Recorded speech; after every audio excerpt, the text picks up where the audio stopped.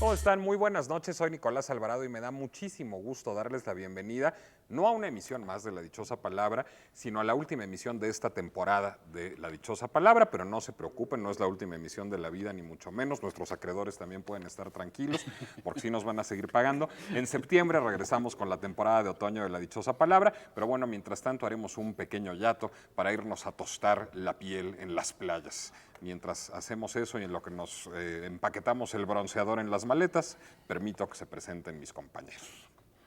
Hace un par de semanas, en una salida que hicimos en La Dichosa Palabra, en una universidad, nos llegó una de esas preguntas que a mí me parecen muy raras, porque me parece raro que nos pregunten eso. La pregunta era, ¿cuánto tiempo dura el amor? Ciertamente no veo por qué nosotros estuviésemos calificados para responder eso. Y sin embargo me quedé pensando en unos versos de Luis Rosales que me gustaría compartir con ustedes, y es que él decía: cuando queremos tanto que hay que pagar exceso, hay algo en el amor como una luz suicida. Tal vez es solo eso, y hay amores que duran algo menos que un beso, y besos que han durado algo más que una vida. Buenas noches, soy Pablo Bullosa. Decía Charles Chaplin que el tiempo es el mejor autor, siempre encuentra un final perfecto. Nosotros queremos encontrar el final perfecto para esta temporada de La Dichosa Palabra, y qué mejor manera que compartirlo con ustedes una hora más, un sábado más. Buenas noches, yo soy Laura García. Decía Clement Stone que cada obstáculo, cada problema, cada desventaja tiene siempre su correspondiente ventaja, si es que nos tomamos el trabajo de encontrarla. Soy Germán Ortega, ¿cómo les va? Muy buenas noches.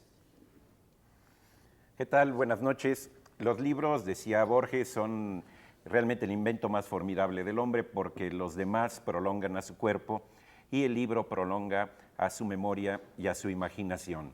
Ahora que vienen las vacaciones, sumérjanse en un libro. Aunque de todos modos hay una temporada de verano en el 22, ya ustedes opten. Soy Eduardo Casar. Bueno, yo antes de comenzar quiero decirles que estoy muy contento por dos razones. Primero, porque somos casa completa, está aquí la flor imperial, que por supuesto incluye a la reina. Pero por otra parte, porque esta semana mi muy querida y muy admirable abuela logró vencer una intervención quirúrgica muy dificultosa a la que fue sometida. Mi abuela, bueno, pues no es una mujer ya demasiado joven, pero me hizo recordar, y me hizo recordar con mucha admiración, esa frase de Mahatma Gandhi, que dice que la fuerza no deriva de la capacidad física, deriva de una voluntad indomable, como la de mi abuela, a quien dedico esta emisión de La Dichosa Palabra. Dicho lo cual... Que además es nuestra espectadora número uno. Y nuestra crítica número uno. Sí. Aquí en Canal 22 se ven los ratings y los comentarios de la abuela. Y Y no nos vamos del estudio hasta que la abuela llama y nos dice cómo nos salió. Y le mandamos un gran beso a la abuela. Saludos.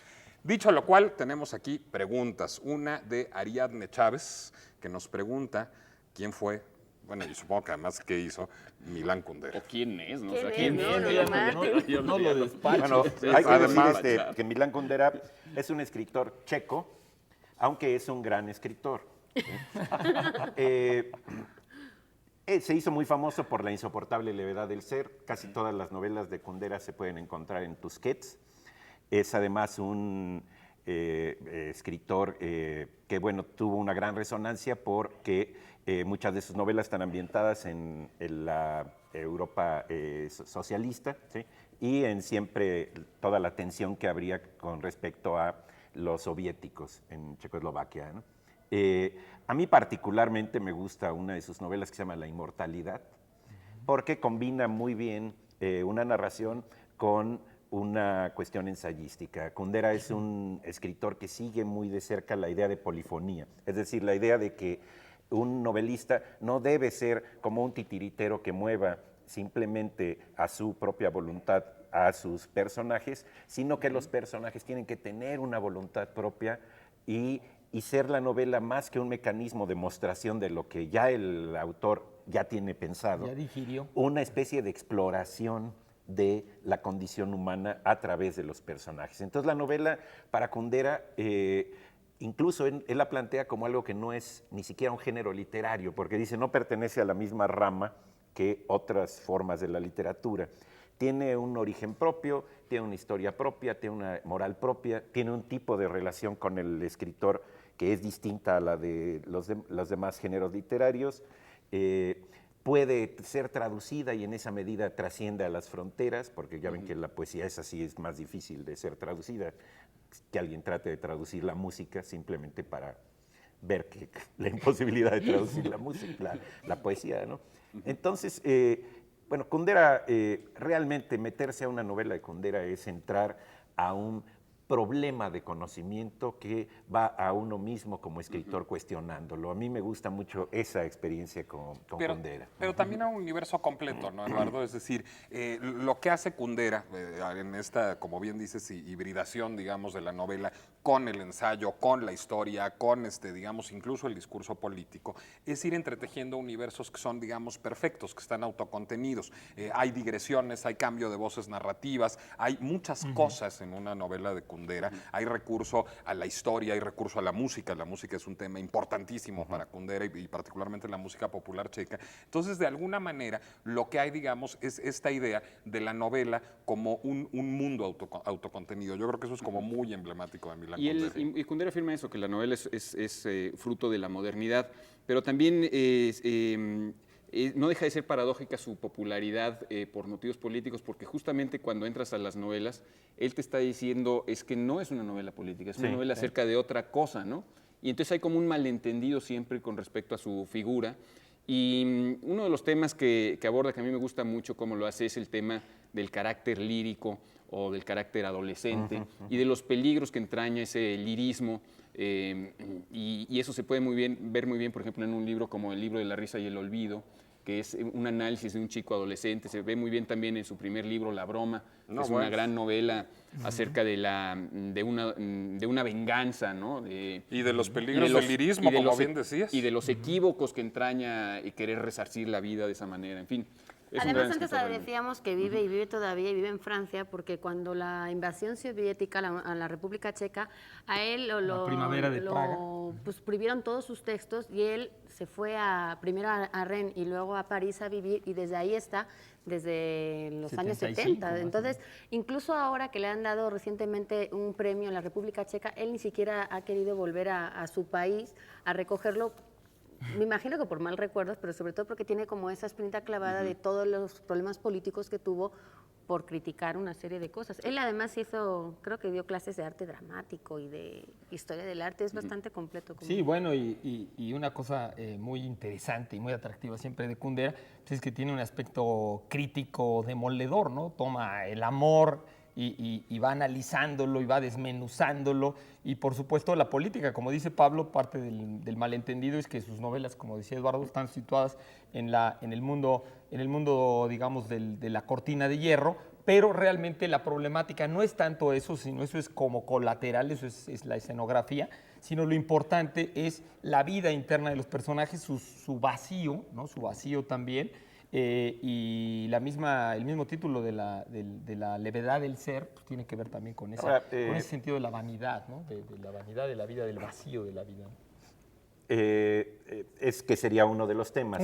Toma a sus personajes y ve cuál es alguna de sus características existenciales y así los va manejando. Yo recomendaría también las cuestiones teóricas de Kundera, el arte de la novela, otra cosa que se llama el telón. Y otro que se llama Los Testamentos Traicionados. Todo esto está en Tusquets. Noten qué ordenados hablamos, ¿vieron? Sí. Es que es el último. Parecemos hacemos uno tras otro, parece que nos están dirigiendo. Bueno, y hay que decir también que hace algunos años que Kundera escribe en francés, lo que lo hace parte de un puñado de escritores que escriben en una lengua distinta a la suya materna. No se pienso en Kafka, en Héctor Bianchotti, en Eugenio Ionesco, en Guillermo Cabrera Infante, pero no son en Beckett, pero no son tantos los escritores que han escrito una lengua distinta a la suya materna, y bueno, Milan Kundera es uno de ellos. Vámonos a la dichosa palabra. Dichosa palabra de hoy. Adjetivo aplicado a un sonido, especialmente a la voz de una persona, para decir que es muy fuerte o retumbante. ¿Cómo se llama una voz que es muy fuerte o que es retumbante, o un sonido que es muy fuerte o retumbante? Esta palabra tiene su origen en un personaje de la Ilíada. Y si nos contestan esto a voz en cuello, ¿qué se pueden llevar, Laura? Se pueden llevar, por ejemplo, de Joaquín María Machado de Asís, Crónicas escogidas de la editorial Sexto Piso, un libro que es una recopilación de crónicas. La crónica es que es una representación de la realidad y que a veces es menos creíble que la propia ficción. ¿Qué más, Eduardo? Ay, sí, voy yo, ¿verdad? Del escritor chileno Jorge Edwards, La casa de Dostoyevsky, su última novela, porque no vamos a decir la más reciente, porque uno no se sube al más reciente vagón del metro, sino al último. Ok. Entonces, No parece que sí no va a escribir bueno, nunca más. es de Planeta. Pero aunque sea el último, te vuelves a subir Sí, después. bueno, ok. sí, al regreso. Premio Iberoamericano de Narrativa, Casa de América 2008. Y estuvo recientemente en México, perdón. No, nada más iba a decir que luego hay que ir a ver esa gran película que es el más reciente Tango en París, pero te interrumpí. El más reciente tango en París. Bueno, y también tendrán la oportunidad de llevarse este libro sumamente interesante de el barrio en el que me gusta vivir, que se llama Coyoacán, entre la historia y la crónica, de Emilio Quesada Aldana y de don Luis Everaert Bernard. Don Luis es el cronista de Coyoacán y sin duda alguna, ahora que está tan lastimada la zona, es un buen momento para revalorizar su historia y tener acceso a este estupendo libro. Va a quedar muy bien la zona. Esperemos que sí.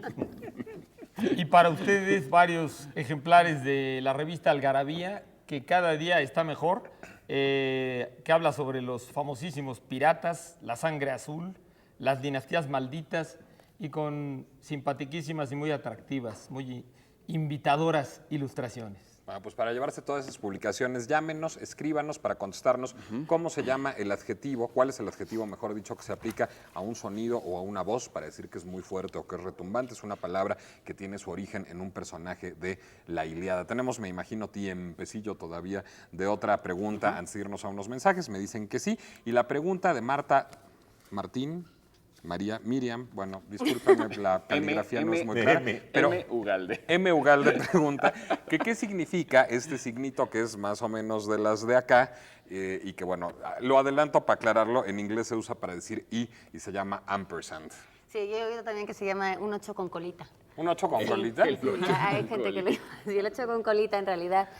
Pues es que en realidad sí es el resultado de un garabato, efectivamente, de alguien que escribía con mucha prisa y para ganar tiempo pues decidió hacer eso. ¿Por qué? Bueno, pues porque había una persona llamada Marcus Tullius Tirón, que era el secretario de Marco Aurelio Cicerón en el siglo I después de Cristo, que se dedicaba a escribir todos los discursos de él. Es decir, él era su esclavo, por así decirlo, que aunque era líbero, en teoría, bueno, pues él trabajaba para este Cicerón.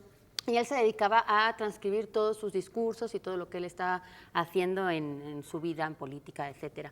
Entonces él lo que descubrió o más bien lo que inventó, fue una manera de escribir muy rápido ciertos símbolos, ciertos signos para abreviar sobre todo las palabras, para ganar tiempo y poder acumular todo el espacio posible en una hoja. Es el fundador de la taquigrafía. Exactamente, digamos. de ahí podríamos decir que ha salido como la taquigrafía moderna gracias a este Marcus Tullius de hace muchos siglos.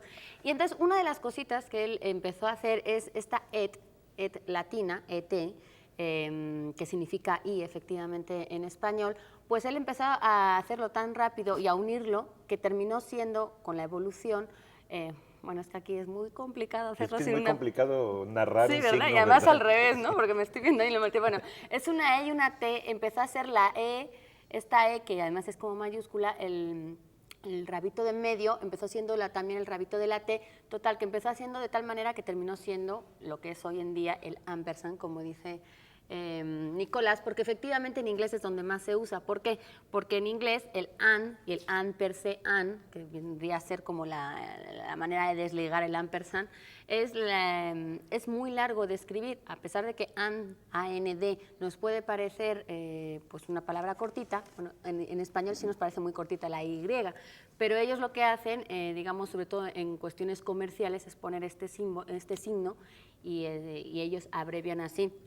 Se hizo sobre todo en la temporada de la imprenta, de cuando empezaba la imprenta, en la Edad Media y todo esto, para economizar en papel también. Como el papel era muy caro, lo que intentaban era acomodar el mayor número de signos y el mayor número, bueno, la cantidad de texto para que cupiera dentro de un papel.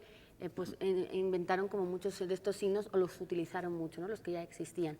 Aunque se es un utiliza poco mucho más en bien comercial. antes de la imprenta, era todavía, digamos, en los tiempos de Cicerón, pues, Y al pergamino, imagínate. claro, era tan caro y tan complicado que ni siquiera dejaban espacio entre una palabra y otra. Entonces, parte de la dificultad de leer un viejo manuscrito es que no hay espacio y ocupan absolutamente todo por eso. Entonces, Ahora, Pero probablemente en también como español las no se prisas utiliza modernas, quiero tanto decir, porque ¿no? a veces intentamos como llamarlo para diferenciarlo del e-comercial, porque efectivamente tendemos a ver, sobre todo en las compañías y en estas grandes empresas, lo de, no sé, Alvarado y Boullosa a abogados. Bueno, pues Nos ese sería y- bastante mejor, Laura.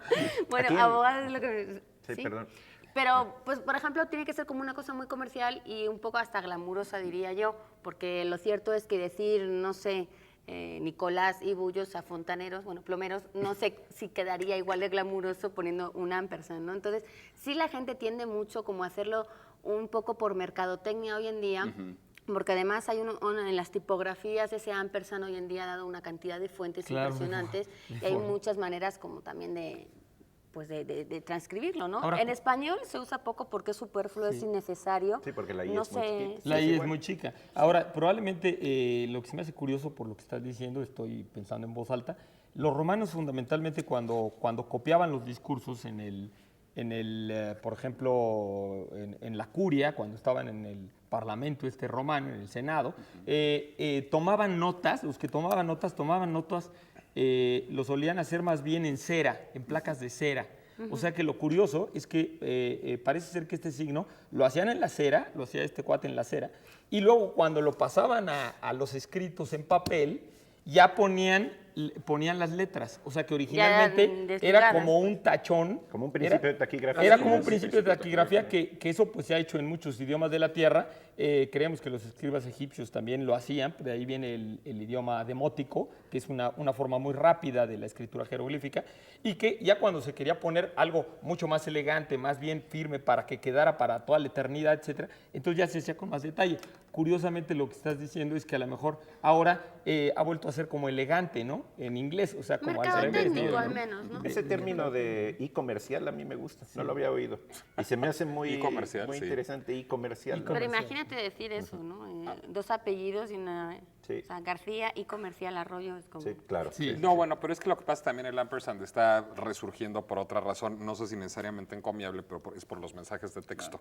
Muchísima gente los usa porque, digamos, se ahorra dos movimientos del pulgar que a la gente ya le da Ahora, muchísima en flojera en como lugar de ver ¿Y poner viene, and. viene en los teclados Sí, claro. el Sí. ampersand? Sí, claro. ¿También, Pues como en la los arroba y chiquitos? todo eso. Sí, bueno. Viene todo. Además, en informática es muy útil en el lenguaje este HTML, por ejemplo, para todos los caracteres especiales, el ampersand con, por ejemplo, la GT y con otro tipo de letras que vienen detrás, significa en ese lenguaje informático, pum, automáticamente comillas o... No sé si les ha pasado alguna vez que viene un mensaje de correo y que de repente no ha venido bien y entonces música, viene la M y en lugar de la U con la Con el tilde acento. viene como todo sí, claro. desglosado, todo el ampersand y todo eso, pero es por el lenguaje informático. Y otra bien. cosa finalmente importante es de dónde viene la palabra ampersand, que es muy bonito, viene de and per se and, es decir, y por sí misma y. Es decir, digamos, este carácter por sí mismo significa y, de ahí viene esa es, digamos, la etimología de la palabra, que luego pronunciado rápido, and per se and, dio ampersand. Y nosotros también rápido nos vamos a unos mensajes, ahorita venimos.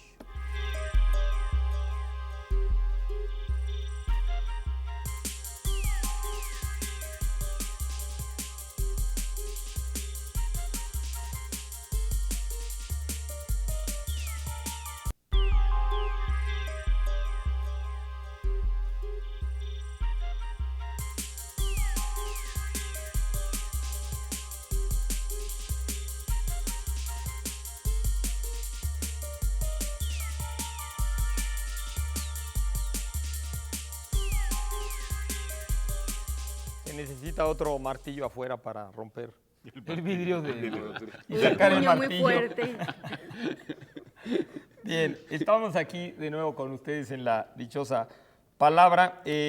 Nos pregunta Rodolfo González que si podemos hablar, caray, de ahorita veremos a ver qué opinamos de este escritor, ensayista, periodista y casi un nombre orwelliano, como decir kafkiano, ¿no? Tenemos que adivinar. George Orwell. Que hablemos de George Orwell.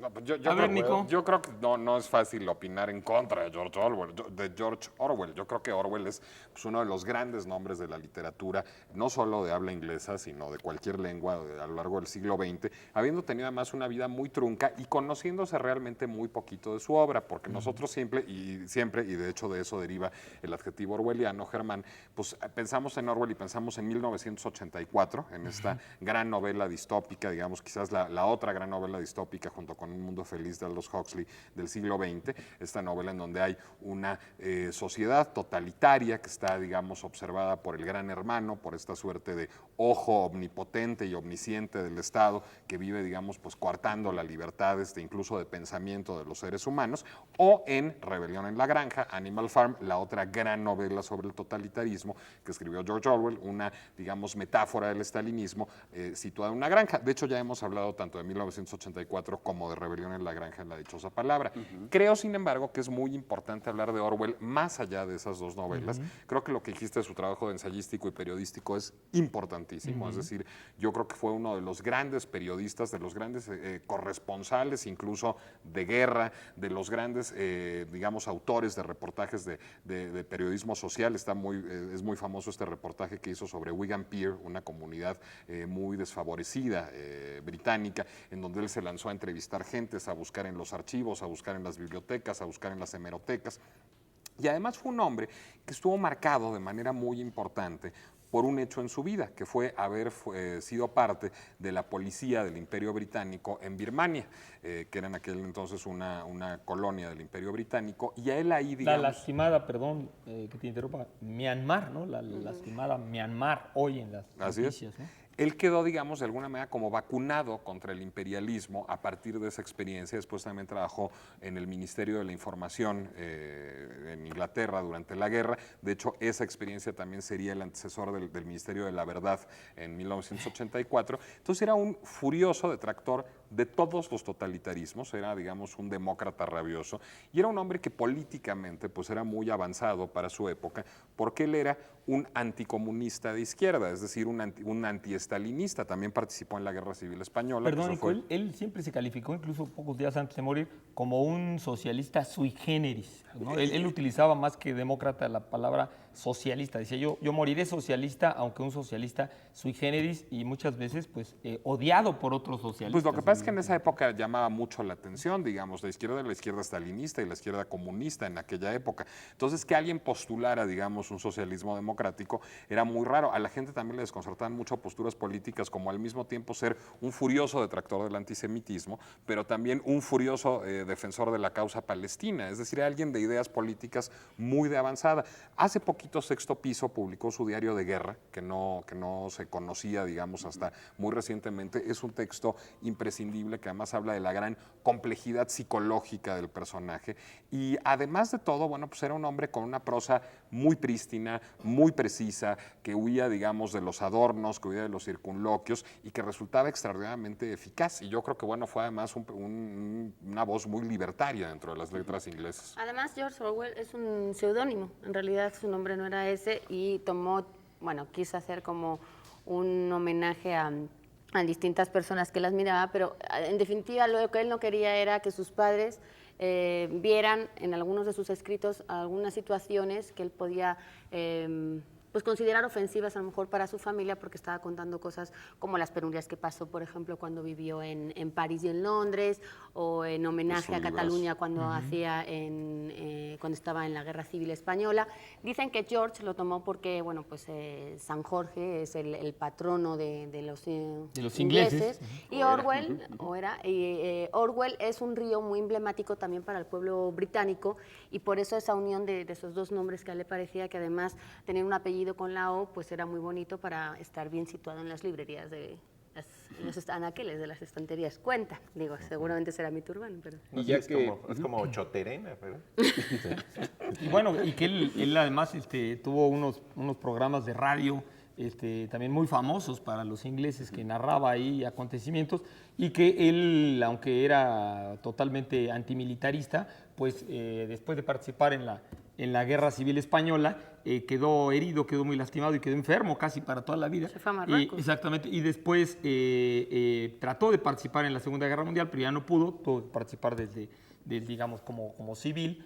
Y todas estas experiencias, como dice Nicolás, son verdaderamente interesantes, sus ensayos periodísticos, críticos, sus reflexiones políticas, incluso lo llevaban, yo un poco pensaba en él cuando mencioné la pregunta, porque algunos literatos modernos han dicho que el diario de Birmania probablemente sea la mejor obra desde un punto de vista de estructura literaria y todo, y que la obra mejor de Orwell, dicen, está como ensayista y que por lo tanto se escapa un poco del ámbito de un verdadero literato. Eso es lo que dicen algunos, pero evidentemente pues la literatura, como hemos platicado aquí tantas veces, pues es tan No, y es un multiforme. narrador y de prodigioso. cualquier América, realmente. ¿no? Y de cualquier manera, un ensayista sigue siendo un literato, ¿no? Exactamente, Y- porque hay maneras de hacer ensayo a hacer Claro. ensayo.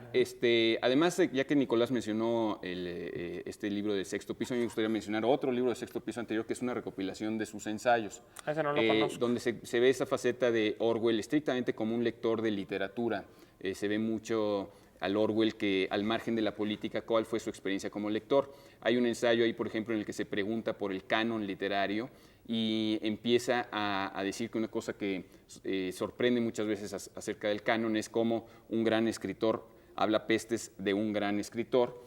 Y dice que prácticamente no hay excepciones, excepto con un par de grandes escritores como Cervantes o Shakespeare, pero con Shakespeare hay una gran excepción, que es Tolstoy, que Tolstoy pensaba que Shakespeare era ridículo y era grotesco, y tiene un gran ensayo donde analiza las razones personales que tenía Tolstoy para odiar a Shakespeare y en particular el Rey Lear, porque el Rey Lear es justamente la escenificación de los últimos años de la vida de Tolstoy, que al igual que el Rey Lear había renunciado a sus riquezas, había abdicado de su poder y estaba padeciendo las consecuencias de haber hecho esa estupidez. No, y estaba loquísimo, y además, los dos. Tolstoy estaba rematadamente chiflado y es un gran ensayo literario, digamos, sin tocar temas políticos. ¿Y ¿no? cómo se llama esa Se llama recopilación de simplemente ensayos de George Orwell. Los ensayos completos están publicados en inglés y Sexto Piso tiene una muy buena recopilación de los ensayos de Orwell, ¿no? Muy Bien, pues vamos a nuestra Muy dichosa frase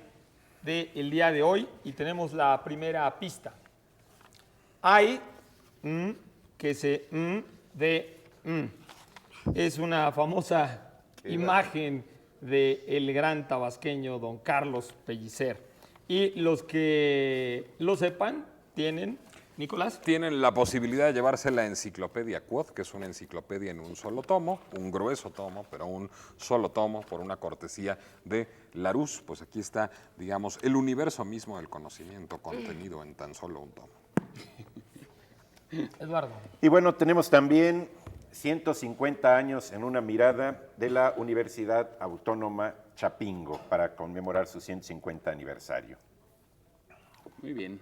Y bueno, pues para ustedes de estos libros, sí contestan a nuestra dichosa frase. Bien, vamos con otra palabrita. Abigail Oropesa. Abigail Oropesa nos pregunta, o bueno, Pablo, ¿tú querías hacer alguna observación antes? Bueno, sí tengo una aclaración de un televidente.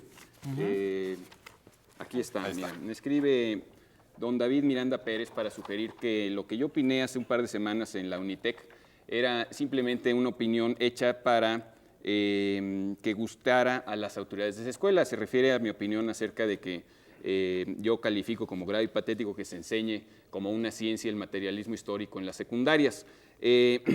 Después me hace él afirma que el materialismo histórico, y lo estoy citando literalmente, es una corriente de pensamiento y por lo tanto no se le puede descalificar. Después pasa a descalificar completamente cualquier otra corriente de pensamiento, como si el liberalismo dedica un buen espacio a eso. Y es posible que mis opiniones a usted no le parezcan una corriente de pensamiento, pero por lo menos no son un pensamiento corriente, don David, porque yo no tengo ni la más remota idea si en la Unitec enseñan o no enseñan el materialismo histórico, pero honestamente no tenía nada que ver con que quisiera agradar a las autoridades de la Unitec. Le puedo garantizar que me aferro a mi opinión personalísima de que me sigue pareciendo grave y patético que se enseñe como una ciencia el materialismo histórico, porque a lo mejor usted es justamente lo que tiene un poco confundido. Dice que solo estudiando materialismo histórico se puede luchar contra la pobreza y que aprender tecnología, aprender muchas otras cosas, ahorrar, trabajar, no tiene nada que ver con la lucha contra la pobreza, cosa que me parece un poco sorprendente. Don David. Bien, vamos de nuevo a la dichosa frase, a la pista segunda de nuestra dichosa frase. A ver si ya alguien se orientó. Dice, hay que se caen de... Es una famosa imagen de don Carlos Pellicer. Es que es muy famosa. Sí, no, sí, ese es muy verso famoso, sí. Muy famosa. Y es muy hermoso, ¿no? A mí lo que me hace mucha gracia es el ¿sí? El resto de la frase. No, es que además ya con el verbo que se caen, pues ya parece que estuviéramos hablando de otra cosa. Y no es una imagen erótica. Digo, Bueno, puede ser una también imagen hay erótica, que también. se caen de pero no hablamos de esas sino de otros. Bueno, Tiene Señores, erotismo, yo ¿no? les juro que cuando no están así al aire, hablan normal. Hablan Hay normal. que decir que Diego El Cigala tiene una de sus canciones que también usa, parafrasea esa frase de Carlos Pellicer. Entonces, bueno, si fíjate. conoce El Cigala, también lo puede saber. México, liberalismo y modernidad, 1876-1917, de Gloria. editorial Fomento de Cultural Banamex, en un libro editado en 2003 y que ganó el premio INA Antonio García Cubas como mejor libro de antropología e historia en la categoría obra de arte. Pablo. Muy bien. Y tenemos ejemplares de la revista Arqueología, una revista que siempre recomiendo con mucho gusto. Esta está dedicada a Guanajuato, un estado con el que cada día me estoy vinculando más, cosa curiosa, y que tiene un artículo interesantísimo sobre la historia de la exploración arqueológica de la Pirámide del Sol allá en Teotihuacán. Muy recomendable revista, Arqueología Mexicana. Bueno, parece ser que nos vamos a un corte. Otra palabrita. Bueno, otra palabrita. A ver, nos pregunta Rodrigo Martínez, ¿la Edad Media de cuándo a cuándo duró? Bueno, pues bueno. Hay teoría, bueno, hay una teoría, digamos, hay una versión oficial y hay otra verdad, más verdad aún, que es que un periodo histórico, sobre todo de los siglos que vamos a hablar, pues realmente no tiene como una fecha, así como, por ejemplo, el 2 de julio de 2006 empezó la época... Y que todos brincaron Calderoniana en de la México. edad antigua a la edad media de un día para otro, Súbitamente. ¿no? Sí, no, entonces no hay un cambio como tal, así tan brusco ni tan determinado. Digamos que hay hechos que van cambiando un periodo histórico, un avance, un desarrollo. Y digamos que en el caso de la Edad Media es el paso entre la antigüedad y la modernidad. También por eso duró lo que duró, que fueron 10 siglos. Digamos que históricamente se produce el principio en el siglo V y el final en el siglo XV. En el siglo V lo que pasó, Convencionalmente, ¿no? Sí, convencionalmente, por lo menos en Europa, porque claro, cada rinconcito del planeta pues estaba viviendo una serie de periodos históricos diferentes. Bueno, pues en Europa en ese momento estaba dominado por el Imperio Romano. En el 476 cae el Imperio Romano de Occidente y entonces lo que pasa ahí es que hay una serie de cambios, sobre todo políticos, de disgregación, de batallas, de guerras, y entonces digamos que ahí se establece lo que sería ya un inicio de una temporada diferente. No sé si decir con muchas diferencias, pero sí digamos que de alguna manera establece lo que vendría a ser un periodo que culmina en el 1400, algunos dicen que en el 50 y tantos, cuando cae el Imperio Romano de Oriente, otros dicen que es en 1492, cuando se descubre América y entonces Europa, digamos que ya dirige un poco su visión hacia más occidente. El caso es que durante esos 10 siglos lo que pasó fue que hubo un montón de disgregaciones, por así decirlo, hubo un montón de batallas, seguía habiendo un montón de invasiones y se seguían formando y disgregando los territorios. En este caso mucho más que entonces, porque ya el Imperio Romano no era el gran imperio que, digamos, imponía todo el quehacer. En España estaba el califato. Es decir, había una serie de invasiones externas de otros pueblos que no eran los romanos y que empezaban a hacer una mezcla, en muchos casos, con esa cultura romana.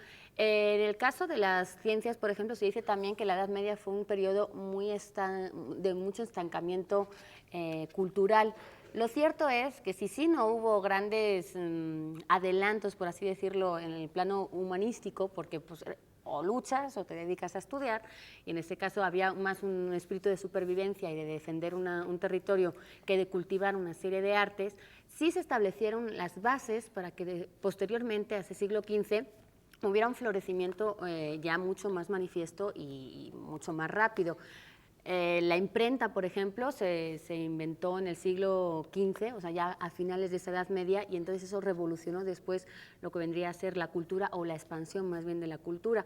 Entonces, pues fue un periodo de mucha diversidad y por lo tanto 10 siglos dan para mucho, y desde luego sí el paso entre la antigüedad y la modernidad, eso sí fue y dejó las bases para un montón de cosas. Hay mucha gente que lo confunde con el feudalismo. Lo cierto es que el feudalismo es un sistema de gobierno dentro de las tierras, de una especie de contrato que se da entre un señor y los vasallos que viven en sus tierras. La Edad Media no es eso, no es el medioevo que también se dice, no viene a ser un sinónimo, sino que es un sistema político dentro de un periodo histórico. Bueno, Oye, Y se podrían decir mil cosas. Pero... a las posibles fechas del término de la Edad Media me gustaría añadir nada más una más, que algunos autores sostienen que la Edad Media habría terminado con una fecha precisa, incluso a una hora precisa, el 6 de abril, el viernes 6 de abril de 1327, ignoro la hora, en la iglesia de Santa Clara, en Aviñón, en el momento mismo en el que Petrarca vio a Laura, a la otra Laura. Es que somos así, es lo que producimos en la historia. Y claro, porque con Petrarca comienza esta revalorización de la antigüedad clásica, en el caso de Petrarca sobre todo romana, pero un poco también griega, y este renacimiento de valores que habían quedado un poco apocados, digamos, durante el medievo, este renacimiento de valores como la belleza, el lujo, la salud, la vitalidad, que... El cuerpo. Que en una forma solamente muy esquemática, es cierto, pero pues que dentro de ese esquema más o menos funcionaría Yo de esa tengo manera, una ¿no? teoría. La Edad Media es de los 30 a los 50. Sí. La Edad de Oro es de los 0 a los 15. La barbarie ¿De oro de de los los 15 cero? a los 30. La Edad Media de los 30 a los 50. Luego, de los 50 a los 60, Renacimiento. Luego, Edad Antigua de los 60 a los 80. Y luego de los 80 al 0 es la decadencia del Imperio Romano. ¿Sí? exacto. Está bueno el ejercicio. Yo creo que esa es la buenísimo. respuesta Está correcta. buenísimo. Porque más bien es echar por tierra todos los capítulos de los libros de texto, de historia, de todo Pues el es que planeta. uno tiene que modificar los conceptos, ¿no? Está buenísima tu época porque reciclas y reordenas los periodos. Sí, yo estoy en con el otro Renacimiento. criterio, con otro criterio. Ellos están en la Edad Media, Laura y Nicolás, y cada quien se puede ir ubicando. Laura Claro, está en porque la la edad vida de de oro, cada no quien- seas... Yo estoy en la media porque estoy justo en medio de los 5, oigan.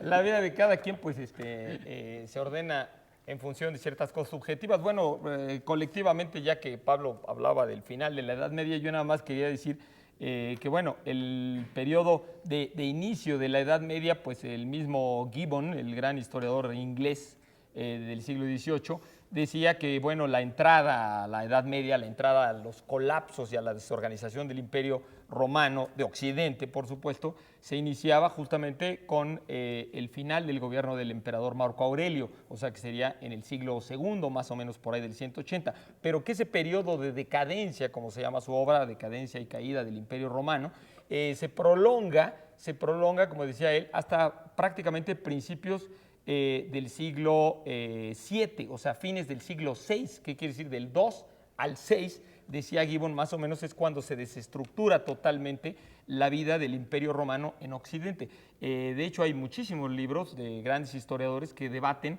exactamente sobre esta descomposición y desestructuración del mundo romano. Todavía en la época en que gobernaban grandes reyes germanos y no existía ya el emperador de Occidente, la vida en Occidente, en el Occidente romano, todavía tenía muchas huellas y muchas partes de lo que había sido antes. Incluso el historiador Casiodoro, el filósofo Boecio, vivieron rodeados de bárbaros y gobernados por bárbaros, y sin embargo llevaron una vida totalmente romana, digamos, Sí, en y villas romanas y con una estructura Lo todavía que pasaba antes bastante también, organizada. Germán, es que lo que pasaba en una ciudad, digamos, que tardaba como en algunos casos varios días, varios meses, varios años, en llegar a la los desestructuración, confines del territorio, ¿no? Entonces, por eso tampoco hay una fecha determinada, porque un periodo histórico se va haciendo, no Claro. nace así de la nada, sino que se va como No, bueno, y expandiendo además la también. pregunta sigue abierta, es decir, la pregunta es sujeto de discusión y lo será siempre, es decir, será siempre una discusión historiográfica, histórica, Claro. digamos, cuándo empezó y cuándo terminó la Edad Media, porque no se decreta, digamos, en De el un inicio día del para periodo otro. histórico. Pero lo de Pablo está muy bueno, lo de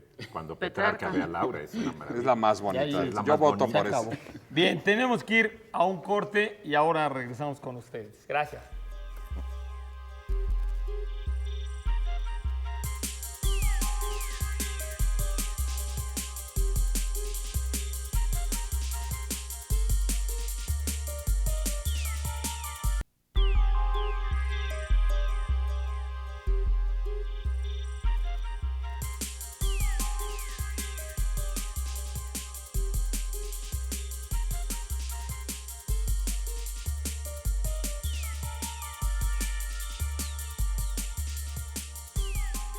Por fin un señalamiento que el pueblo de México parece estar dispuesto a cumplir cabalmente. Prohibido, aunque esté mal escrito, no tirar basura. Estaba limpio el Bueno, lugar. ¿eh? Estaba limpio el lugar.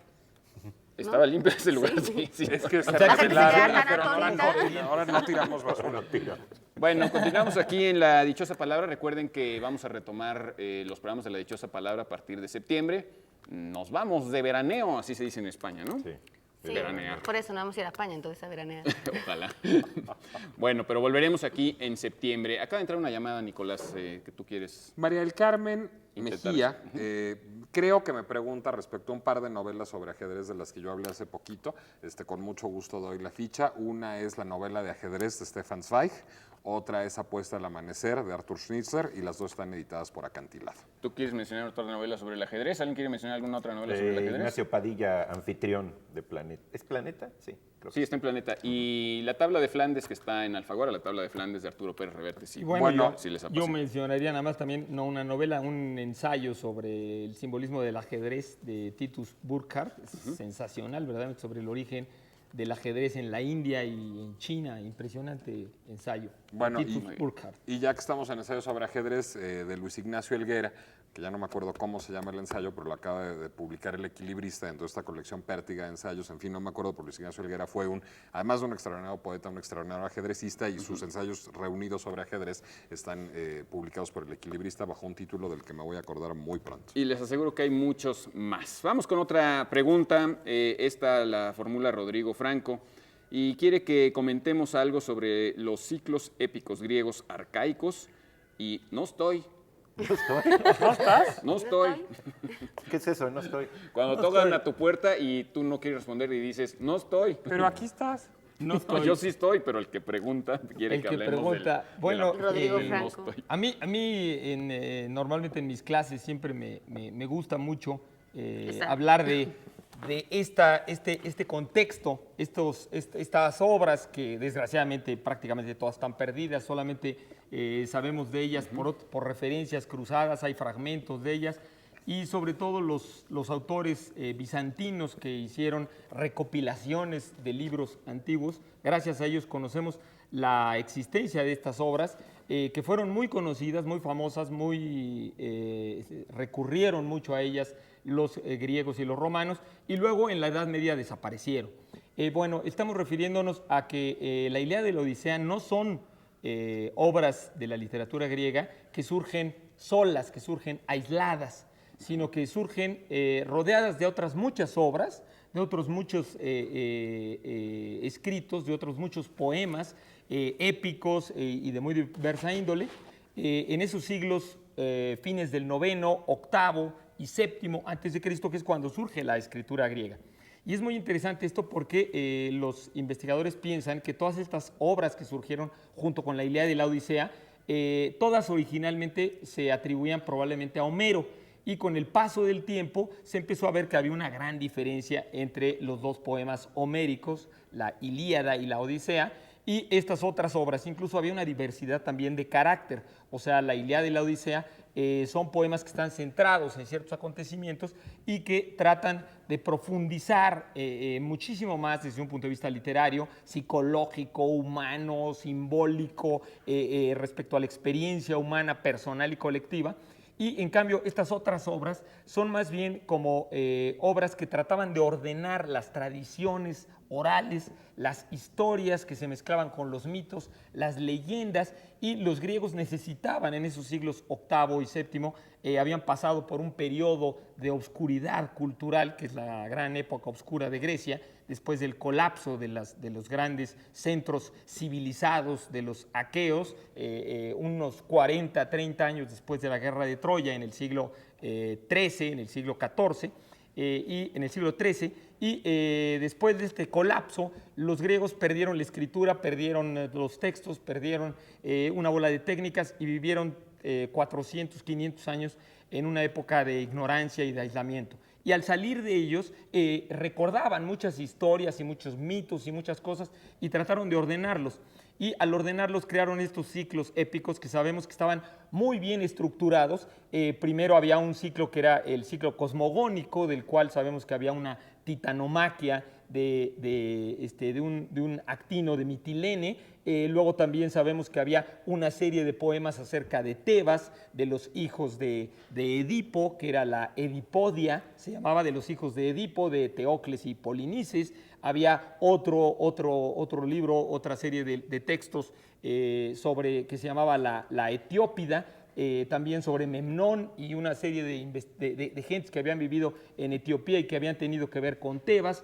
Y luego había otro ciclo, que era el ciclo de Hércules, en el cual había un libro clásico que había fijado los 12 trabajos de Hércules, y había otros libros sobre acontecimientos de la vida de Hércules, de lo que le había pasado ahí en Asia Menor con la diosa Omphale, lo que le había pasado con algunas amantes, y había, por supuesto, también, hablando de estos nostoi, los nostoi eran los regresos, o sea, la Odisea era en esa época uno de los nostoi. Los nostoi quiere decir los regresos, y era el regreso de Agamenón, el regreso de Menelao, el regreso de Néstor a Pilos y, por supuesto, el regreso de Ulises. Y entonces todos estos textos los griegos los utilizaban para ubicar y contextualizar, digamos, los dos grandes poemas homéricos que en la época de Heródoto, pues en la época de Heródoto, Heródoto fue uno de los primeros críticos que se empezó a dar cuenta que evidentemente la Ilíada y la Odisea eran de una calidad artística, de una profundidad, de una estructura totalmente diferente, y los otros libros empezaron a separarse. Y con el paso del tiempo, pues los libros desaparecieron, les digo, probablemente los monjes medievales ya no los copiaron o los eliminaron. Quedan fragmentos, ¿no, Germán? Quedan Es decir, bueno, fragmentos, queda sí. la Crestomatella, que era, digamos, esta gran sinopsis, este gran De Proclo. florilegio De Proclo, Proclo, exacto, digamos que nos dice como de qué iban estos ¿Y qué ciclos trataban? épicos, lo que dice Germán proviene de ahí, y quedan algunos fragmentos aislados, ¿no? Sí, quedan muchos fragmentos aislados, incluso algunos autores los citaban, y entonces podemos saber pues, que Agias de Mitilene hablaba de esto, y que en tal obra se cita tal cosa, etcétera. Al final Focio también, en el siglo IX de nuestra era en Constantinopla, ordenó todos estos libros, que son muchos, muchos más de los que yo ahorita recordé o que me acuerdo. Pues muy ilustrativo, visto así, los evangelios son como parte del ciclo épico de Jesucristo, digámoslo así. No Bueno, vamos a repetir la dichosa palabra de esta noche. Recuerden que nosotros ofrecemos la definición, y si ustedes responden a qué palabra corresponde, tendrán prioridad para llevarse los libros. Adjetivo aplicado a un sonido, especialmente a la voz de una persona, para decir que esta es muy fuerte, muy alta o muy retumbante. La palabra viene justamente de un personaje de la Ilíada, si no me equivoco, un heraldo troyano. ¿Y qué se puede llevar la gente si la conoce? Bueno, tenemos Contrato con Dios, una novela de Juan Gómez Jurado, de la editorial que no conozco yo, El Andén Gran Vía. De J.M. Servín, Revólver de ojos amarillos, de la editorial Almadía, una serie de relatos que escribe este autor que nació en un dispensario de Tepito. Aquí pone. Sí, es muy bueno. Es un gran, Sí, es muy bueno, tiene una J.M. gran Servín. fuerza. Y J.M. Servín. de Algarabía también, ya no revista, librito, De todo como en botica 1, de estos múltiples títulos que ha sacado la revista Algarabía, también muy agradable, muy interesante, con una bola de artículos sugerentes. Y otra revista, una revista de poesía, Blanco Móvil, con una edición dedicada ahora a la poesía ecuatoriana. Bueno, recuerden la dichosa palabra, adjetivo aplicado a la voz de una persona, especialmente, bueno, a un sonido, pero especialmente a la voz de una persona, para decir que esta es muy alta, muy fuerte, muy... Ay, casi la Una di. pastilla. Ay, También se dice a veces una explosión, ¿no? Por eso. Que fue... Pero Sí. sí, Porque es fuerte. también, porque es fuerte o retumbante. Volvemos después de estos importantes mensajes de nuestros patrocinadores aquí a la dichosa palabra.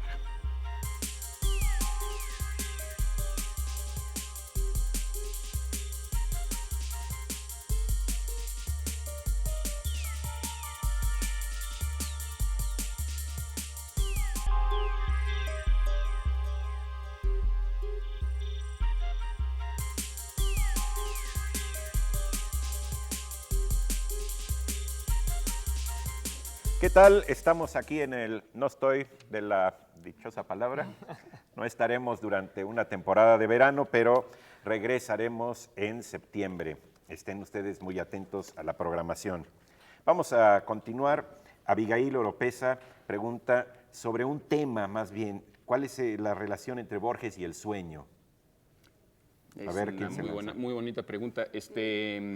Yo creo que habría que pensar primero que nada en lo que decía Borges de que el sueño es con seguridad el primer género literario, ¿no? Es decir, si ya dijimos que la novela comienza con Cervantes, en la modernidad, el género más antiguo probablemente sea el sueño. Y así a vuelo de pájaro recuerdo, independientemente de que el sueño sea un tema recurrente en sus cuentos y en sus ensayos, está este libro de 7 noches, donde dedica una de las 7 noches de esos ensayos maravillosos a la pesadilla y dice algunas cosas del sueño. Me gustaría recordar un par de versos concretos. La primera son 2 versos de el otro poema de Los Dones, que se acuerdan que es ese poema donde va dando gracias por un montón de cosas, ¿no? Gracias, doy al divino Padrísimo laberinto, poema. etcétera, etcétera. Y dice, por el sueño y la muerte, esos tesoros ocultos. Puede que esté citando mal, pero ahí me corregirán ustedes. Y pienso también en un poema que es literalmente un sueño, que él se levanta una mañana y recuerda un sueño en el que aparece una cierva blanca, el poema se llama La cierva blanca, y que si no me equivoco también, y ahí me corrigen ustedes, por favor, dice lo siguiente: ¿de qué agreste balada de la verde Inglaterra, de qué lámina persa, de qué región arcana de las noches y días que nuestro ayer encierra, vino la cierva blanca que soñé esta mañana? Duraría un segundo. La vi cruzar el prado y perderse en el oro de una tarde ilusoria, leve criatura hecha de un poco de memoria y de un poco de olvido, sierva de un solo lado. Los númenes que rigen este curioso mundo me dejaron soñarte, pero no ser tu dueño. Tal vez en un recodo del porvenir profundo te encontraré de nuevo, sierva blanca de un sueño. Yo también soy un sueño fugitivo que dura un tiempo más que el sueño del prado y la blancura. Ese es precioso poema. Está padrísimo. Qué bien que te lo... Esta línea de sabes. yo también soy un sueño fugitivo, ¿no? Y que habla de lo que dura su sueño, ¿no? Y bueno, que estemos recordando ya Borges aquí nos habla de la duración de ese sueño, ¿no? No, es que además ese es un tema muy de Borges, es decir, la frontera entre el sueño y la realidad, porque no solo le interesa, digamos, el sueño en estado puro, sino, digamos, incluso lo formulaba así, la contaminación de la realidad por parte del sueño y viceversa. Sí, bueno, Borges maneja muchas veces en sus múltiples entrevistas esta idea de que la realidad es un sueño, es completamente un sueño, y es una idea muy oriental, ¿no? De que no sabemos si realmente esto es un sueño O no. y un sueño y estamos siendo soñados. Eduardo, por ¿puedo, cierto- puedo sí, sí, responder sí. a Josefina Aguirre, que acaba de llamar, y me dice que alguna vez comenté algo sobre unos libros del Alba en que no los encontró porque no tiene autor. Recuerdo remotamente que hace tiempo comenté algo de Crónicas del Alba, es lo único que se me ocurre que pude yo comentar sobre libros del Alba, y su autor es Sender, JJ Sender. Espero que sea al que yo me refería y al que esté buscando, pero bueno, si no, vuelve Bueno. a llamarnos. Hay un libro de los sueños de Borges en la biblioteca Borges. Claro. Hay Con sueños que propios y revisar. ajenos, además. Adjetivo aplicado a un sonido, especialmente a la voz de una persona, para decir que es muy fuerte y retumbante. La palabra tiene su origen en el nombre de un personaje de la Ilíada, Estentóreo, por el heraldo Estentor. Hoy Homero nos visitó. Dichosa frase, La frase es, en realidad, un verso de Pellicer: hay azules que se caen de morados. Eso está. Es muy bonito. Bueno, tenemos la enciclopedia Code, varios que se la ganaron, no doy los nombres, mejor, ¿verdad? ¿O sí? No, mejor invitamos a... Queremos agradecer a todo el personal y avisar que la segunda serie de este año se iniciará, no iniciará, sino se iniciará en septiembre. Y tenemos aquí a nuestros compañeros de servicio social que queremos invitarlos a que pasen para Córranle, que... córranle.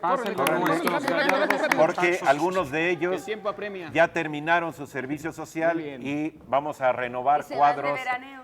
en la próxima Temporada. temporada. Felicidades Por y nuestra muchas gracias. temporada Mucha suerte. otoñal. Muchas gracias. Bueno, pues Suerte, muchísimas muchas gracias. gracias. Muchas gracias. Gracias, Buen verano. compañeros. Y nos vemos en septiembre, acuérdense, no nos vamos aquí. No nos vamos, vamos Todavía a estar Septiembre, aquí. mes de la patria y de la dichosa palabra. Vacaciones. De la dichosa patria. Vacaciones. Bravo.